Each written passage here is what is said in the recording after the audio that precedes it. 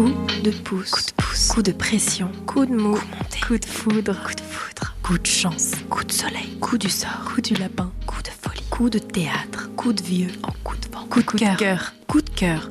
Les coups de cœur littéraires de la librairie Landru par Pascal Farge.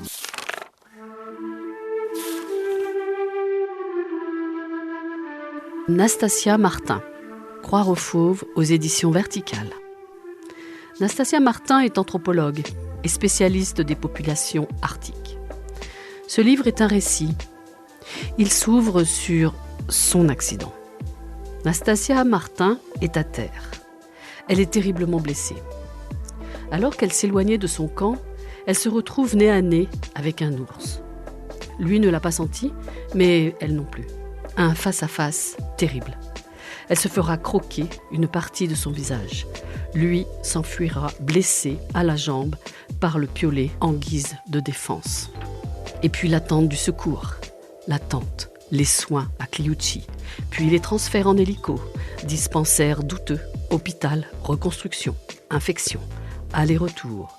Et puis la science, cette science animaliste qui sépare les deux mondes, la femme et l'ours. Oui, mais la femme s'en sort. Elle reviendra au Kamtchatka, retrouvera ses amis, Daria, mais pas tous. Elle devient une mietka, un être passé au-delà de la normalité humaine.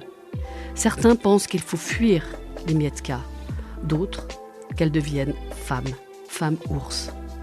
Récit extraordinairement vivant, au-delà du rêve, au-delà du mythe.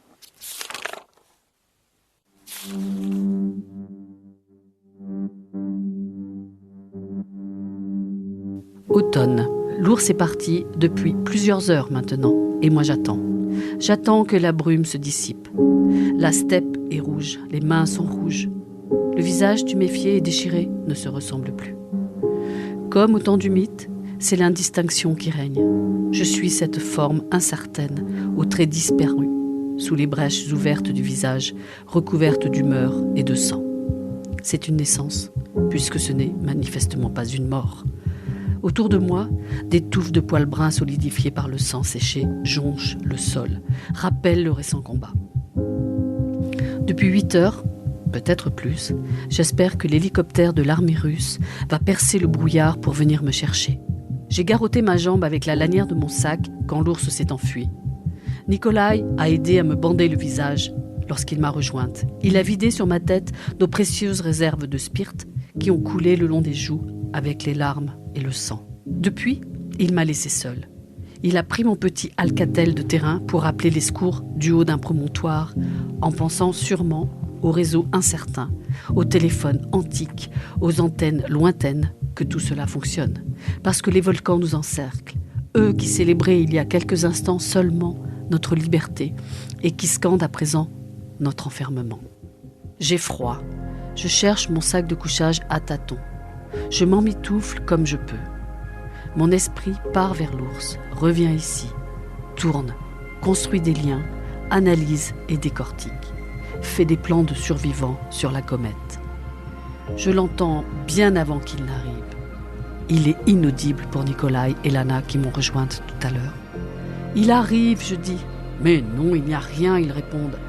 Juste nous dans l'immensité avec la brume qui monte et qui descend. Pourtant, quelques minutes plus tard, un monstre de métal orange, rescapé de l'époque soviétique, vient nous arracher au lieu. Les œuvres coup de cœur de Pascal Farge, c'est dans votre librairie Landru, 74 rue Joseph Vallot à Chamonix.